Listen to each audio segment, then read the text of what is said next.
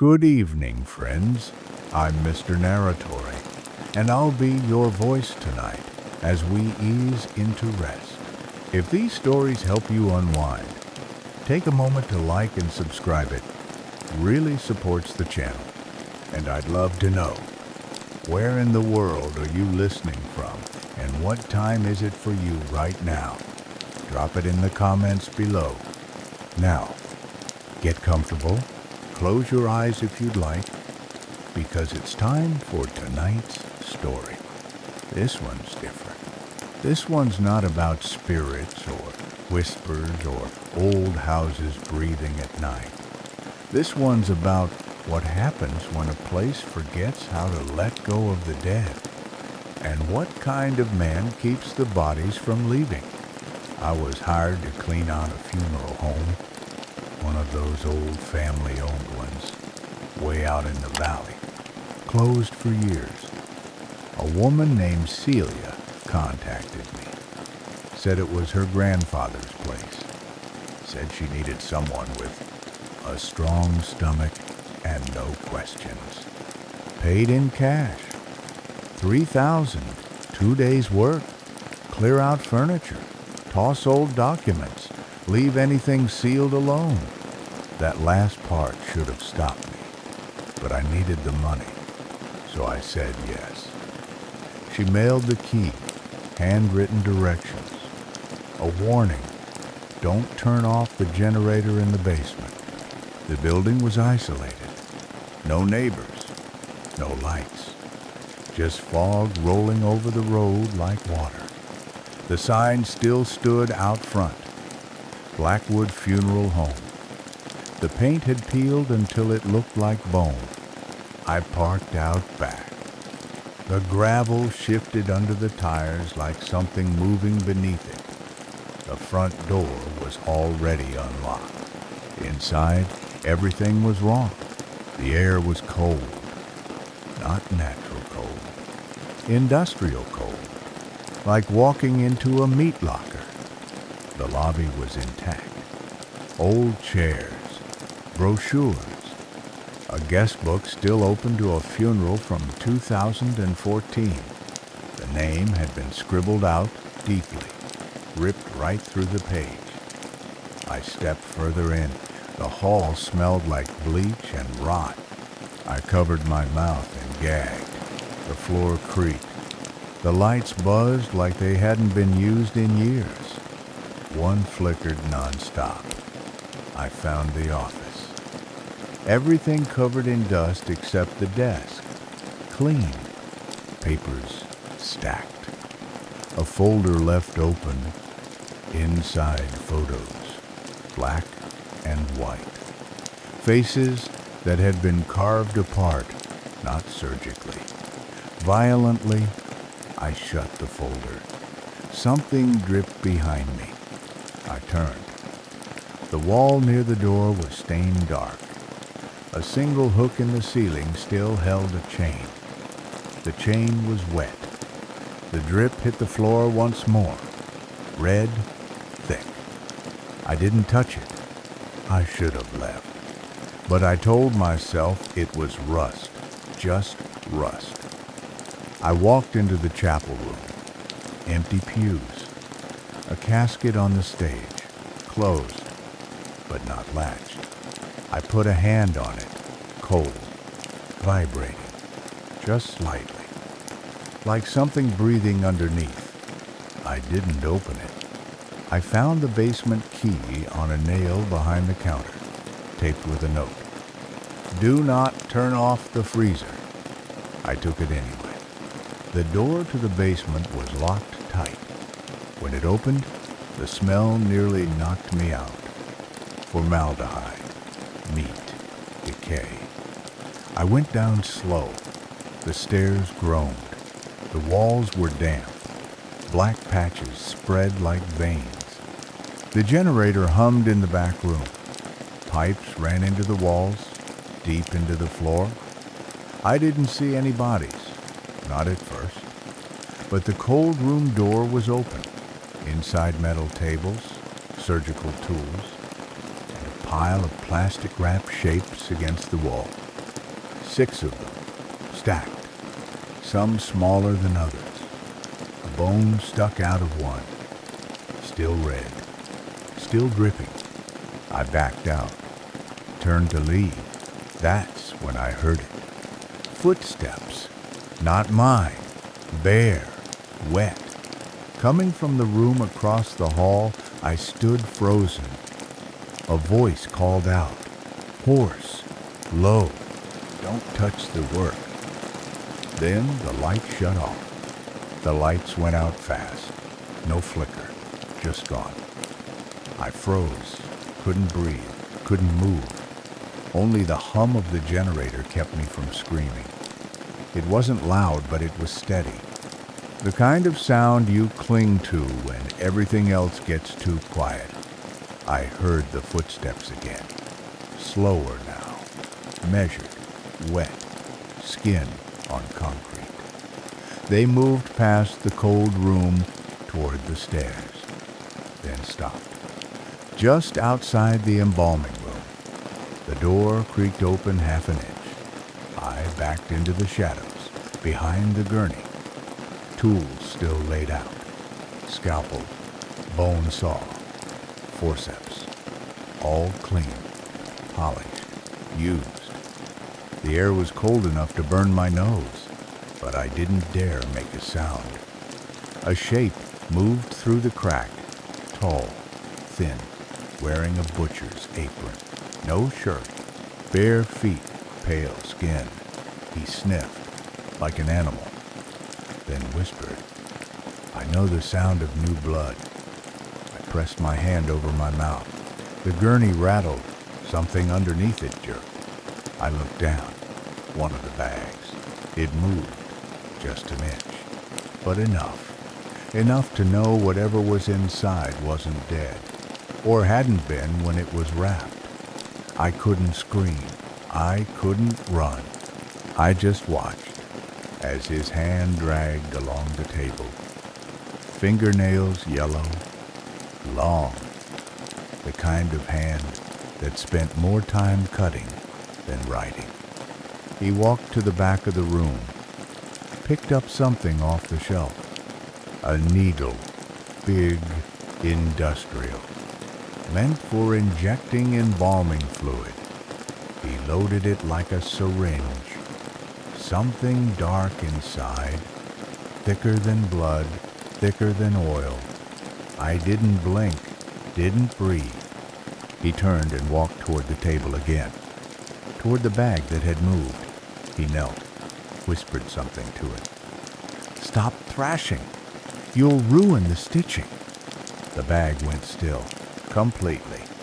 Like it knew it had been caught. He slid the needle in, slow, like he enjoyed it. I heard a gurgle, then nothing. He stood, sighed. I liked that one. Then turned, left the room. The door shut behind him. I waited, minutes, maybe longer, until the hum of the generator swallowed the silence again. Then I moved, crawled out, past the table, past the wall of tools, toward the bag. There were 6, 5 still sealed, 1 open, the one he'd just injected. The body inside was small, female, late teens maybe. The skin was gray, eyes open, mouth stitched shut. But the chest, it moved, barely. Like she wasn't dead, like she was trapped under whatever he'd pumped into her. I touched her hand. It twitched. I backed away. Didn't know what to do. Couldn't call for help. No service. Couldn't run. He was still upstairs. I looked around for weapons. Only tools. Sharp, but loud. Too loud. I moved to the hallway. Followed it to the generator room. Still running. Still warm. The pipes connected to a box on the wall. Freezer lines. But also something else. Tubes that led into the floor. Into the wall. I opened the box, found wires, cut one, just one. The lights flickered. Then the hallway lit back up. I ran back toward the stairs, but stopped halfway. There were bags on the steps. 3, unzipped, empty.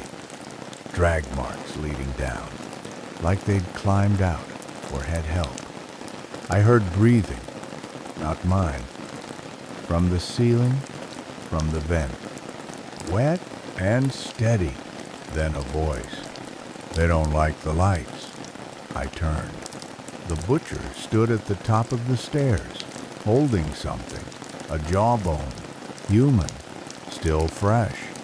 They wake up too soon when I forget to drain the neck. He started coming down. I backed away, tripped over a bag. It rolled. Something inside groaned.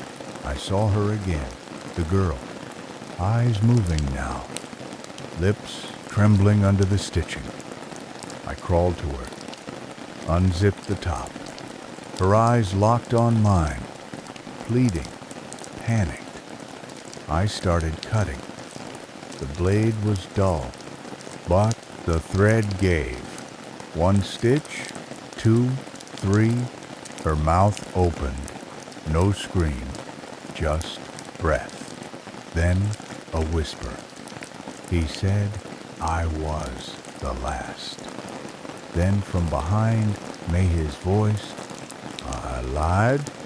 Then everything went black. I woke up strapped to cold metal, wrist tight, ankles bound, head aching, mouth dry. The light above me buzzed, yellow, dim, flickering. I couldn't move more than a few inches. My fingers twitched. The leather was soaked with something, not water, not sweat, something darker, sticky. The room smelled like bleach and open meat. I tried to scream, but my throat burned. I wasn't gagged, just hoarse, dried out, emptied. Across the room, another table sat in shadow. Something moved on it, slowly, not thrashing, just shifting, like it didn't have the strength to fight anymore. A voice, female, small, strained. You're real. I didn't answer. Couldn't. She said it again. Please don't be another one of his masks. I told her I wasn't. That I was just a cleaner. That I didn't know what this place really was. She laughed. It broke halfway through, like her ribs were still healing. That's what he always says. That he's just here to fix things. Then he starts carving. I heard footsteps above us. Slow, measured, pacing. She went quiet. I did too. He doesn't like us talking. I asked how long she'd been here. She said time doesn't work down here. You only feel it in blood. And how many times he comes back with the needle? How many nights you wake up sewn shut? I pulled against the straps. They held. But one of the buckles on my left wrist groaned, loose, cracked, maybe old. I twisted, hard, skin tearing. But the strap gave, not much, just enough to bend. The girl across the room whispered fast now, he's coming. He always comes when we talk too much. I saw movement in the corner. A curtain swayed. Something stepped behind it. Then stillness. Then the saw started. I knew the sound. I'd heard it on the tray earlier. A bone saw, high-pitched, hungry. I yanked the strap again, harder. Wrist bleeding now, but it snapped. My hand was free. I reached across, fumbling, sweating, got one ankle loose. Then the other. I left the other wrist. No time. I slid off the table, fell hard, hit the floor with my shoulder, stayed down. The saw stopped. The curtain shifted. A voice behind it. Soft, almost kind. Did you fall again, sweetheart? You know I have to reset you now. I crawled to the shadows, hid behind a broken cabinet. The girl didn't speak. Her breathing picked up, fast, shallow. The curtain pulled back. He stepped out, taller than I remembered. Mask on now. Leather, stitched, with a mouth drawn in chalk. Apron soaked, holding the saw like a child would hold a teddy bear. He walked to her table, hummed something. I couldn't place the tune. He touched her face, smiled. Even behind the mask, I felt it. Then he leaned down and whispered, "Let's find out how much you remember." He started the saw. She screamed. Not loud, just enough to make the walls flinch. I didn't run. I should have, but I couldn't leave her. I crawled to the tray, grabbed the scalpel, stood. My legs shook, but I walked, quiet, steady. He didn't hear me. Too focused, too slow. I plunged the scalpel into his side. Not deep, but enough. He turned, fast, raised the saw. I ducked. He missed, hit the tray. Metal clattered. I grabbed the bone mallet, swung, hit his leg. He dropped, howled. I hit again and again. His mask cracked. His hand reached for me, but I wasn't stopping. I kept hitting until the saw stopped spinning, until the breath changed, until the blood pooled. I backed away, dropped the mallet, went to her, cut the straps. Her wrists were bone, her legs barely moved, but she whispered, "Thank you." I told her we had to go. She said the back door leads to the cremation chute. That's how he gets rid of the ones that don't keep. We moved together, slow. She leaned on me. Every step hurt, every corner breathed. I opened the back door. The chute was there. A steel slide into dark. We didn't care. We slid down. Metal burned. The air tasted like ash. At the bottom, dirt, cold and wet. But we were outside, trees above, stars, silence. I turned to her. She was crying. I was shaking. We didn't speak. We ran. We ran through the woods until our lungs gave out, until our legs went numb, until the air stopped smelling like meat and copper. I don't remember falling, just the sound of dry leaves and the feel of her fingers gripping my wrist like it was the only thing keeping her from sinking. We found a road, no lights, just gravel and black sky. Then headlights, a truck, old, rusted, coming fast. I stepped out, waved. The driver slammed the brakes. A man leaned out, late 60s, beard like tree bark, eyes too calm. "What the hell are you two doing out here?" I said we needed help. I said there was someone in the funeral home. A killer, a man carving bodies. He didn't flinch, didn't ask questions, just nodded. "Get in." The girl collapsed in the back seat. I climbed in beside her. The heater was broken. The radio was older than I was. The man didn't speak until we hit pavement. Then he asked, "Which one of you went into the basement?" I didn't answer. He nodded like he already knew. The station was small, just 2 deputies and a radio. I tried to explain, told them about the body bags. The girl, the saw, the man in the apron. They didn't write anything down, didn't ask me to sit. The younger deputy looked sick. The older one looked bored. You said Blackwood? I nodded. He leaned back. That place has been empty 10 years. No electricity, no access, no business license, no death certificates. I said I had proof. I said we saw him, heard him, that there was blood, a body. He just shrugged. Happens sometimes. Minds play tricks out there. Cold rooms make ghosts. I grabbed his desk, told him to drive out, check the basement. The girl backed me up, said he kept her there, stitched her lips shut, that he talked to her like she was a doll. The deputy stood, real slow, walked over to the door, closed it, locked it, then turned to me. You want advice? Leave this town.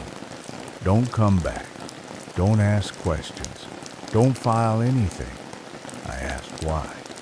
He said because that man's family built this place. Paid for everything. Even paid to shut it down. Said he was sick. Said he was done. But no one ever went inside to check. They just took his word. Now it's quiet.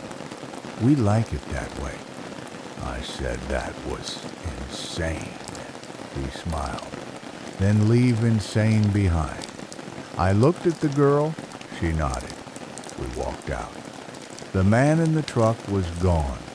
So was the truck. We sat at the edge of the parking lot until sunrise. A bus pulled in. I asked where it was going. Didn't care. Just wanted distance. We rode for hours, slept in turns. When I woke up, she was holding my hand like she hadn't slept in years. We got off 2 towns over, found a motel, paid cash. I called the state police, told them everything. They said someone would check. No one called back. 2 days later, I went online. Looked for news. Nothing, no reports, no crime scene, no tape, just a real estate listing. The Blackwood Funeral Home. Newly listed, ready for restoration. Includes full mortuary setup. Contact for tour. I booked one. I had to see it. She begged me not to go. I told her I needed to know. I took a cab. Hour ride. The air changed halfway there. Same smell, faint, cold metal and wet dirt. The house looked the same, cleaner maybe, but wrong. Too quiet. I walked the rooms, same desk, same chapel, same cold room. Empty, no bags, no hooks, no blood. I asked about the basement. The realtor smiled. Said it was sealed for safety. I asked what happened to the tools, the gurneys. He said it had been empty for a decade. I asked if anyone lived there recently. He said no, but the power was still on, the pipe still warm. I asked why. He shrugged. Some things don't shut off easy. I left, got back to the motel, told her everything was gone. She didn't look surprised. She just whispered, "That's because he only lives in the rooms that forget." I didn't sleep that night. Neither did she. Something tapped on the motel wall around 2 a.m. 3 times. Not loud, but steady, rhythmic, like a saw blade starting up. She covered her ears. I stared at the ceiling, and I wondered what it would feel like to wake up strapped down again. She didn't talk much after we left. For days, she barely said more than yes or no. She didn't eat unless I reminded her. Didn't sleep unless the lights were on. But that 5th night in the motel, she started remembering. Not in words. In pieces. She sat up around 2 a.m. eyes wide, hands shaking. He called it the still room. I didn't know what she meant. She said, "That's where he took you when he wanted to try new things." She started crying but didn't stop talking. She said the cold wasn't just in the walls, it was in him, in his hands. That when he touched you, it felt like being pressed between ice blocks. That he never rushed. That he liked the begging. Said it helped with precision.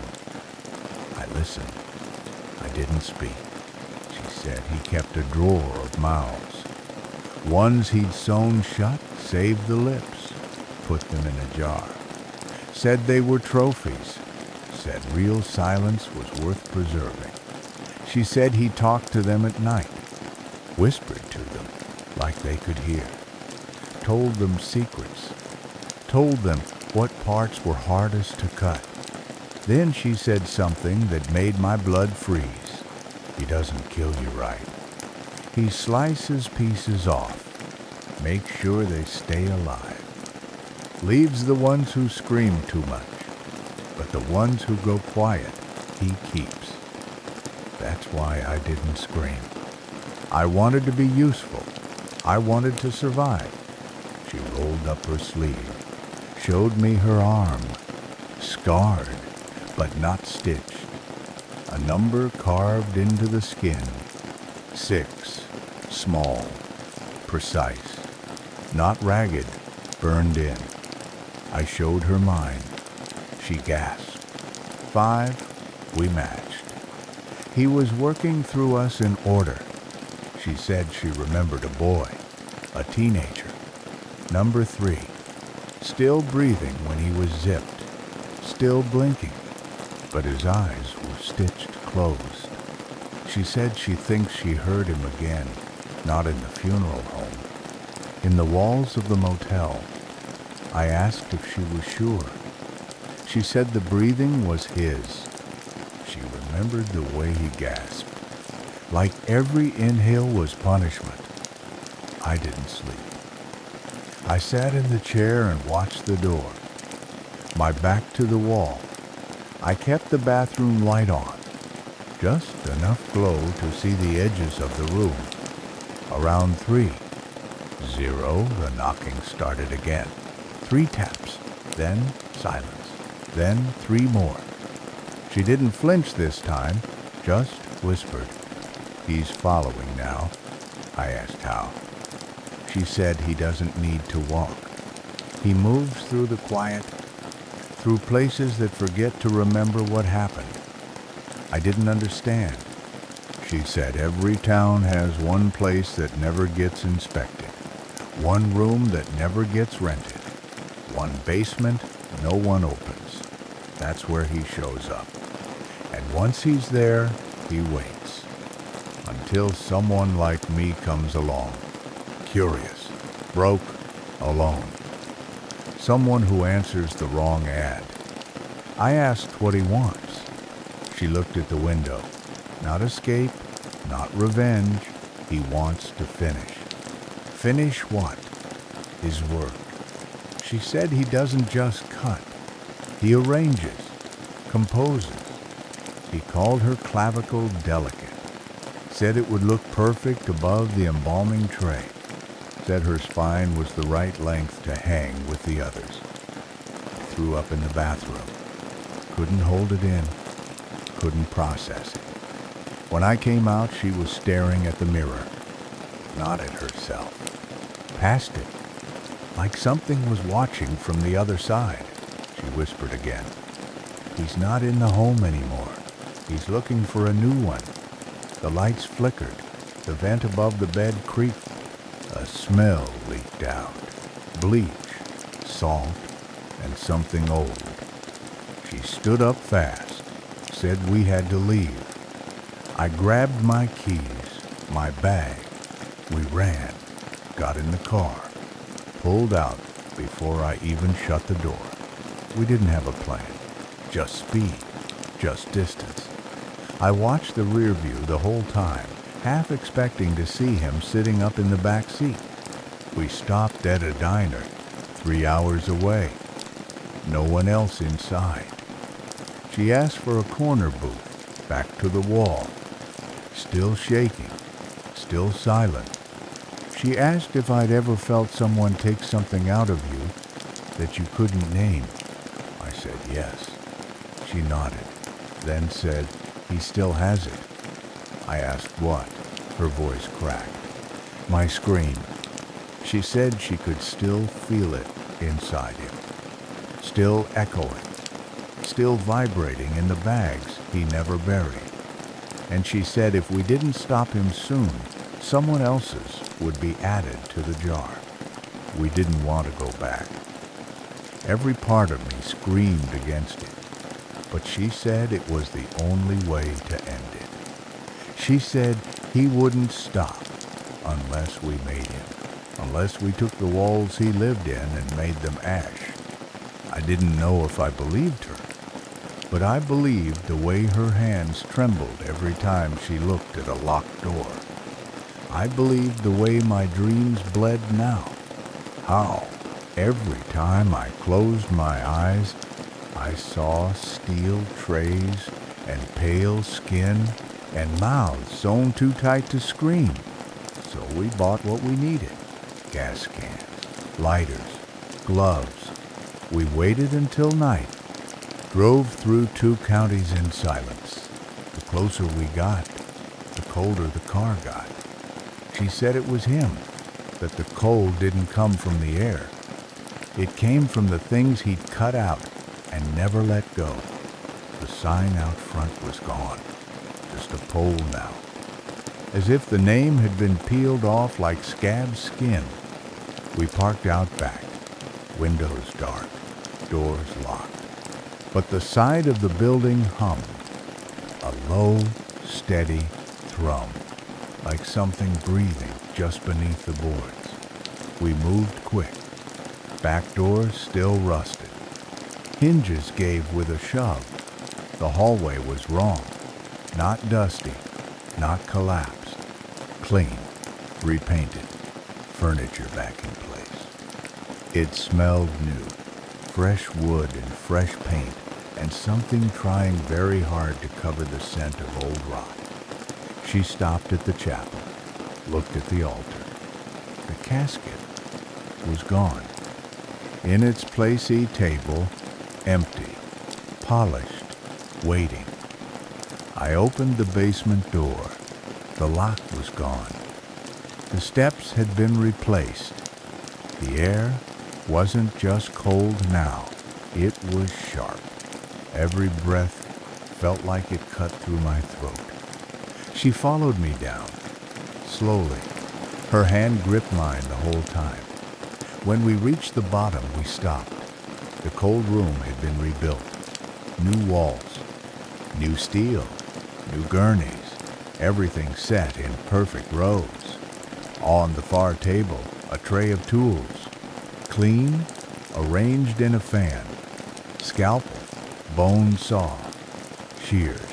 Next to them, a cloth. A long strip of stitched skin, pale, inked with numbers. The last one was a 7, she whispered.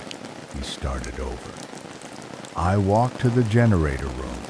Still there, still running, but the panel was new. Wires hidden, tamper-proof. She stepped into the corner, froze. I turned. She pointed at the wall. A photo hung crooked. I walked over, looked close. It was us, at the diner, candid, blurry, but clear enough to see our faces. She started crying. I pulled it down.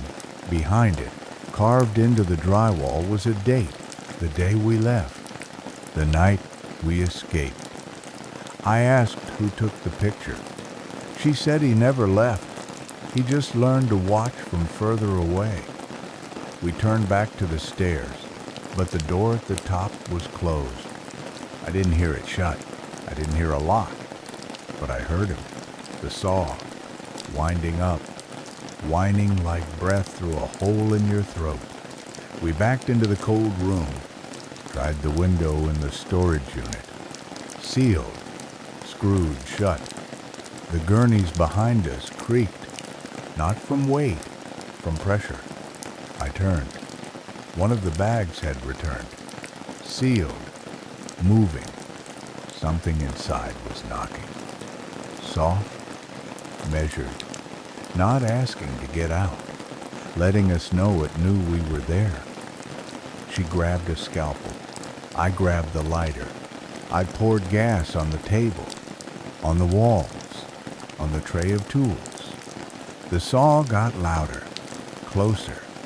A door opened behind us. We didn't look. She struck the lighter, dropped it on the tray. The fire spread fast, but not right. The flame moved cold, blue, like it didn't burn the way it should, like it was made for cleaning, not destroying. We ran through the smoke, back to the stairs. The door was open now. The hallway was pitch black, but we could see the exit, almost, until we heard his voice again, just ahead. In the dark, you missed a room. Then something grabbed my arm, cold, sharp. I turned and swung. The scalpel hit flesh. He let go. We ran, out the door, into the woods. The building behind us didn't burn. It breathed. The smoke curled like fingers. The lights flickered back on. The front sign blinked red. One word. Open. We didn't stop running until the trees were behind us and the stars were over our heads again. She collapsed. I held her. We didn't say anything, but we both knew the truth. You can't burn something that keeps itself alive with every breath you give it. You can't kill a man who wears your scream like a mask. We didn't talk for a while after that. We stayed in motels, changed names, paid cash. She started sleeping in closets, said it was safer where the doors couldn't swing open on their own. I stopped sleeping altogether. Every time I closed my eyes, I saw the tray, the skin, the number 7 carved just below the clavicle. He wasn't waiting for us anymore. He was working again, and someone else had answered. I found the listing. Same ad, same vague words, new phone number, new city, but the same line in the description, must be discreet. I called it from a burner, asked if the job was still available. The voice that answered wasn't his. It was a woman, calm, polite. Said the role had just been filled. I asked her what kind of caretaker she was looking for. She laughed. Said it's less about cleaning and more about quiet. Then she hung up. I smashed the phone, but it didn't help. That night, someone knocked on our motel door 3 times. Soft, measured. She didn't move, just looked at me and shook her head. It's not him. It's the next one. I opened the door. No one there. But a manila envelope sat on the ground. Inside was a photo. A young man, pale, buzzed hair, thin wrists. He looked scared. On the back was a note. He's in. So are you. We left that night. Drove west. Changed names again. But something followed. Not him. Not anymore. The work, the path, the silence. Every place we stopped, we saw it. Small signs. A pair of gloves left on a bus seat. A hook still hanging in the back of a storage room. A funeral brochure tucked in a Bible drawer with a date scratched out. I started dreaming about things I hadn't seen. New tables, new numbers, a new girl. lips stitched, trying to scream through the hole in her throat, and always the sound of the saw, not spinning, breathing. She said she could feel the cold again, not in her skin, in her spine. The same chill she had before he started cutting. That's how she knew he was near. I started seeing him in windows, reflections that weren't mine. A face just over my shoulder in the microwave glass. A shape in the shower steam. He didn't chase us anymore. He didn't have to. We were spreading him.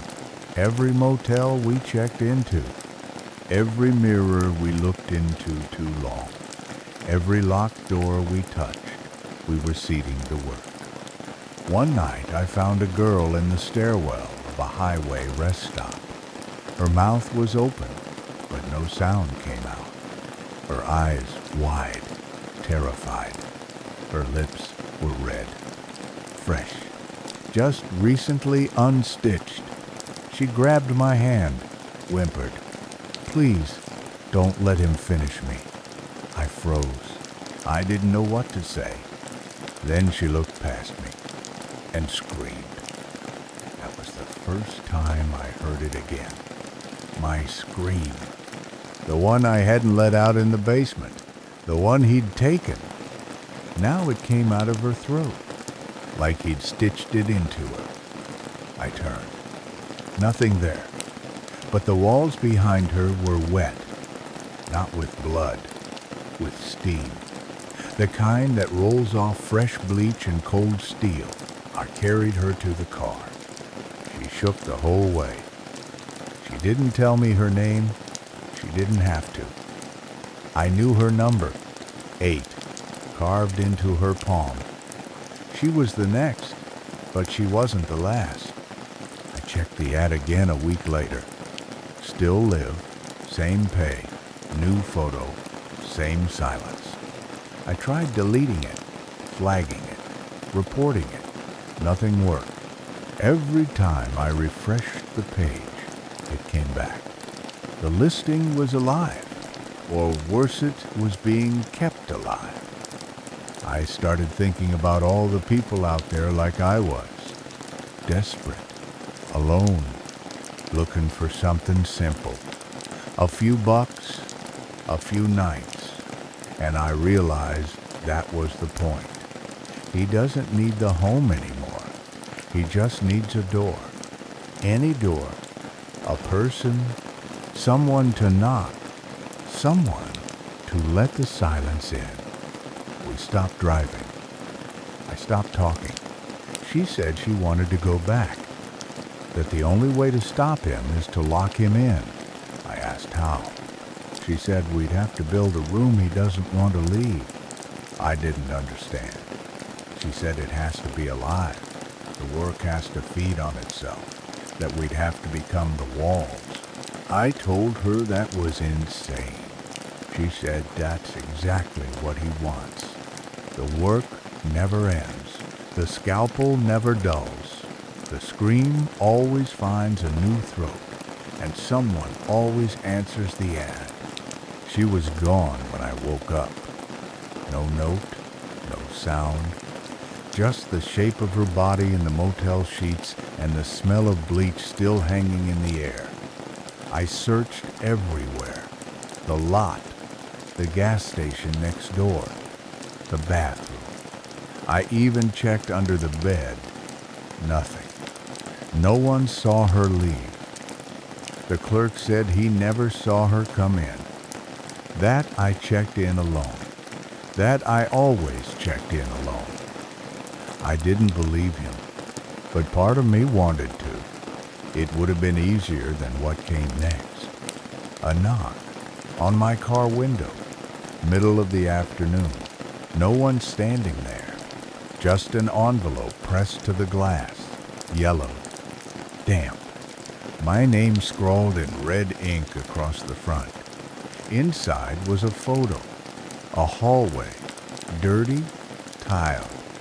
Room doors lined up along one wall. One had a number circled, 17, and on the back of the photo, a message. If you want to see what's left of her, don't open the door. I stared at it for an hour, tried to convince myself it was fake, that it wasn't her, that the message was meant for someone else. But I knew better. I recognized the hallway.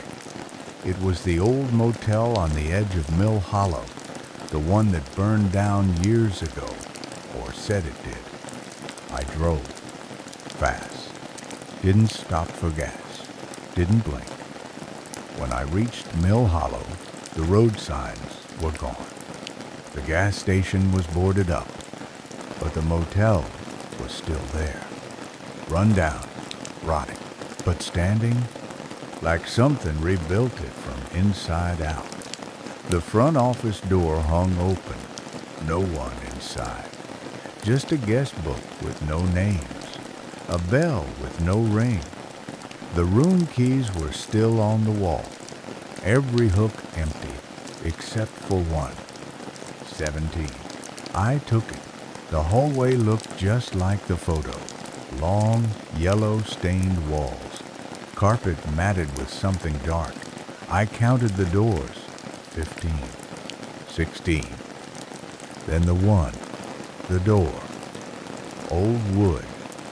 Rust around the knob. Faint sound behind it. Not movement. Breathing. I stepped closer. My hand shook. The key felt warm. I held it to the lock, but I didn't turn it.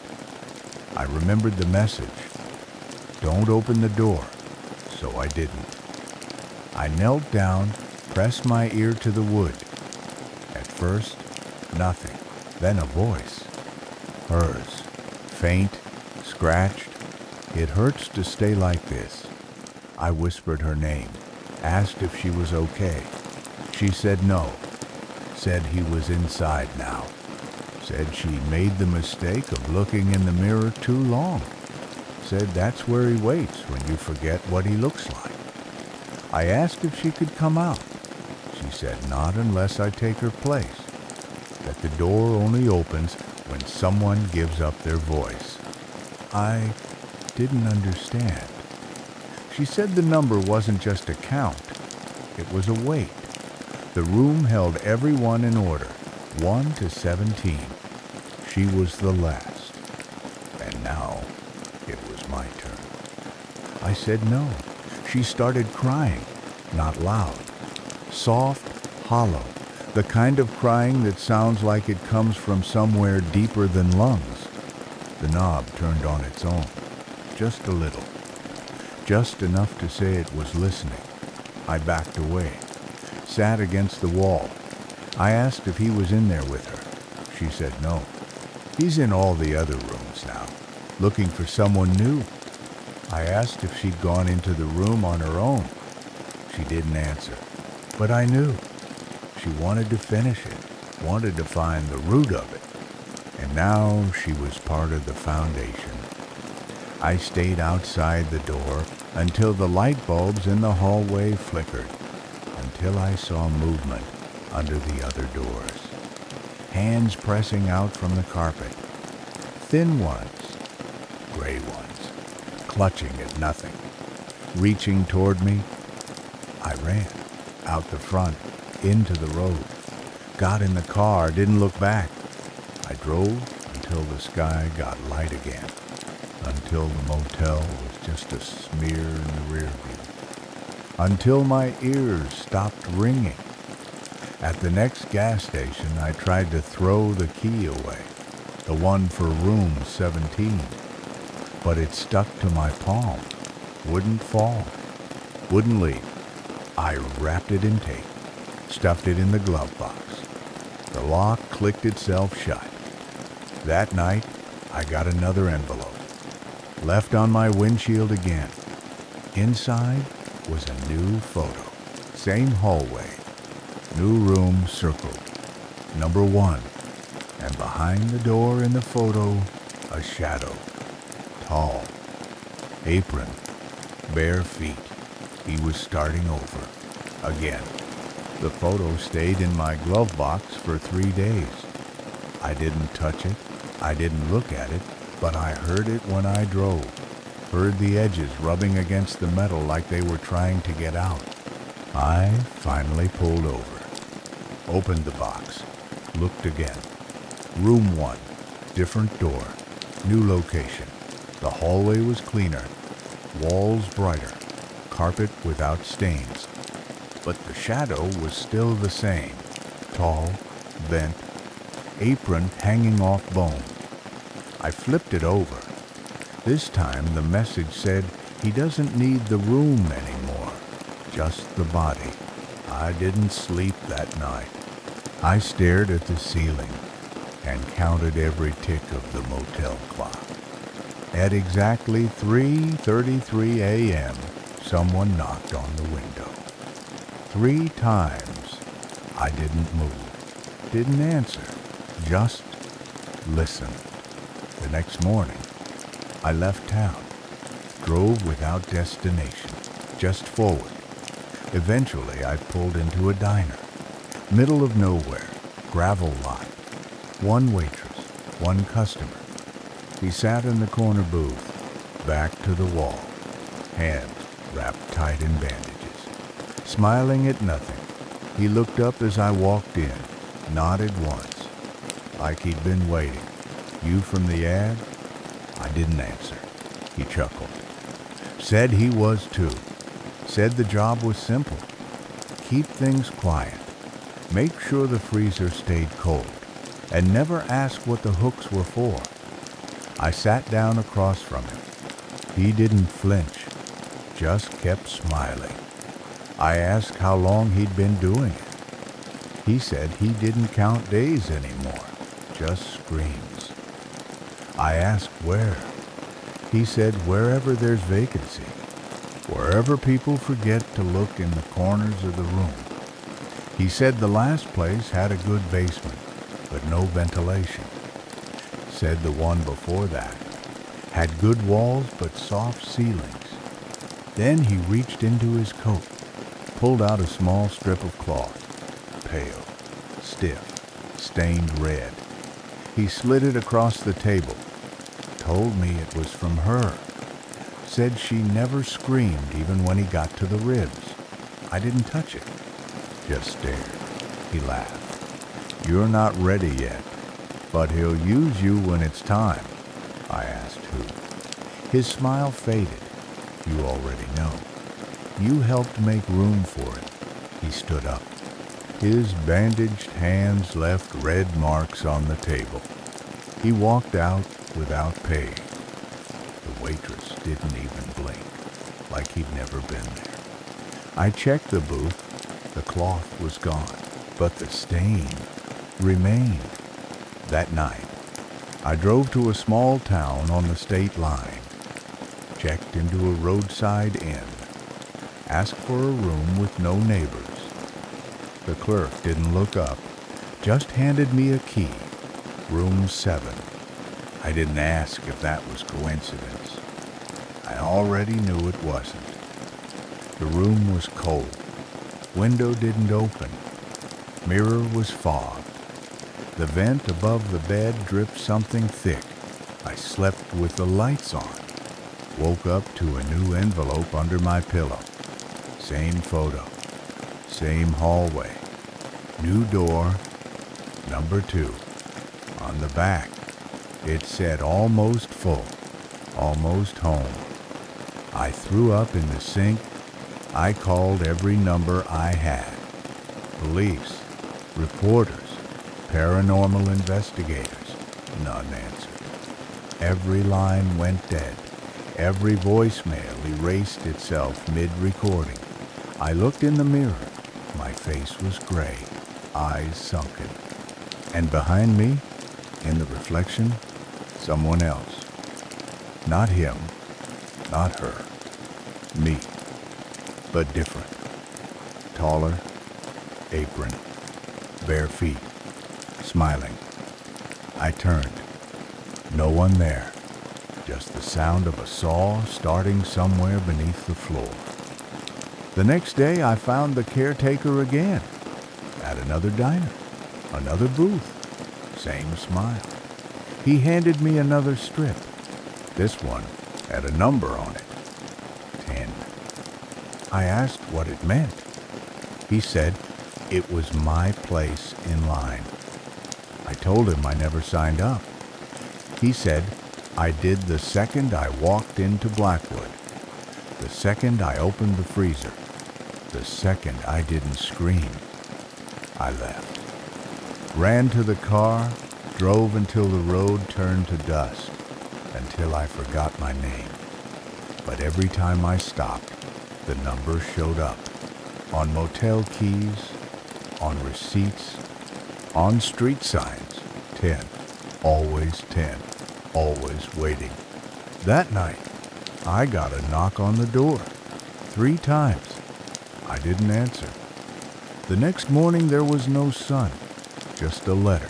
This time, no photo, no instructions, just a single sentence. The caretaker is tired. It's your turn to hold the knife. I didn't fight it anymore. Not after the letter. Not after the mirrors started showing me in pieces. Not after the key to room 10 slid under my door while I was wide awake watching it. The handle was warm when I picked it up, like it had been waiting in someone's palm too long. I packed nothing, left the lights on. I didn't need directions. I knew where to go. The motel on the ridge had been boarded up for years, but the vacancy sign buzzed red like it had power drawn from somewhere deeper than the grid. I walked to the door. It opened without a touch. The hallway smelled like ice and ammonia. All the doors had names now, not numbers. Names I recognized. The girl, the boy from the bags, the caretaker, my own. At the end of the hall was room 10, carved into the door with a knife. Not paint, not ink.